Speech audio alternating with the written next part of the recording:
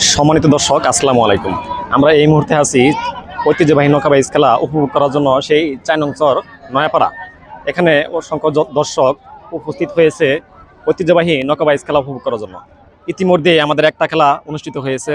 এখন যে খেলাটি অনুষ্ঠিত হবে দুরন্ত পাখি এবং উড়ন্ত পাখি। তো নৌকাগুলা সেই প্রতিযোগিতায় অংশগ্রহণ করার জন্য সেদিকে এগিয়ে যাচ্ছে। দেখেন নৌকা দুটি, এই যে দুই পাড়ের দৃশ্য। অসংখ্য দর্শক সেই খেলাটি উপভোগ করার জন্য দুই পারে অধীর আগ্রহে দাঁড়িয়ে আছে। তো ইতিমধ্যে আমরা এর আগের বার এসেছিলাম নৌকাবাইজ খেলা দেখার জন্য, উপভোগ করার জন্য। তো সেই সময় নৌকাবাইজ খেলা ঠিকভাবে হয়নি।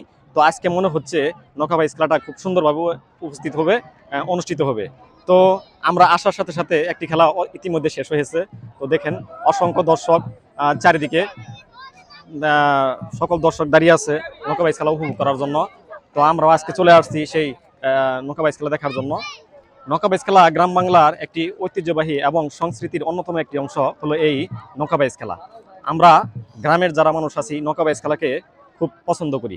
প্রায় ১০০ থেকে ১৫০ বছর আগে এই নৌকাবাইজ খেলাটি গ্রাম অঞ্চলে এবং নদ নদীতে মানুষ যাদের মাঝিদের ছোট ছোট নৌকা ছিল, সেই নৌকাগুলো তাদের দক্ষতা প্রমাণ করার জন্য নদীতে প্রতিযোগিতায় অংশগ্রহণ করত। সেই থেকে আমাদের এই নৌকাবাইজ খেলাটি অনুষ্ঠিত হয়ে আসছে এবং উদযাপিত হয়ে আসছে। তো আমরা এই নৌকাবাইজ খেলার জন্য অনেক দূর দূরান্ত থেকে আমরা চলে আসি। অনেক দূর দূরান্ত থেকে অনেক লোকজন চলে আসছে এখানে। তো দেখেন চারপাশে খুব সুন্দর একটা পরিবেশ, অসংখ্য লোকজন চলে আসছে। তো ভালোই লাগতেছে, দৃশ্যটা খুবই সুন্দর। তাছাড়া এখানকার যে পরিবেশ খুব সুন্দর। এখানকে অনেক দোকানি চলে আসছে তাদের মালপত্র বেচাকেনা করার জন্য। দেখেন বাদাম নিয়ে আসছে, খুব সুন্দর একটা পরিবেশ, মানুষ বাদাম খাচ্ছে। পাশাপাশি অসংখ্য দোকান বাট চলে আসছে এখানে তাদের জিনিসপত্র বেচাকেনা করার জন্য। অনেক লোকজন তাদের সময় কাটানোর জন্য কেউ বাদাম চিবাচ্ছে, আবার কেউ আমরা খাচ্ছে। তো এই পরিবেশগুলো আসলে খুব সুন্দর। আপনারা যারা নৌকাবাইজ খেলা এখনো দেখতে আসেননি, অবশ্যই চলে আসবেন ৪ নং নয়াপাড়া ঐতিহ্যবাহী নৌকাবাইজ খেলা উপভোগ করার জন্য। ধন্যবাদ।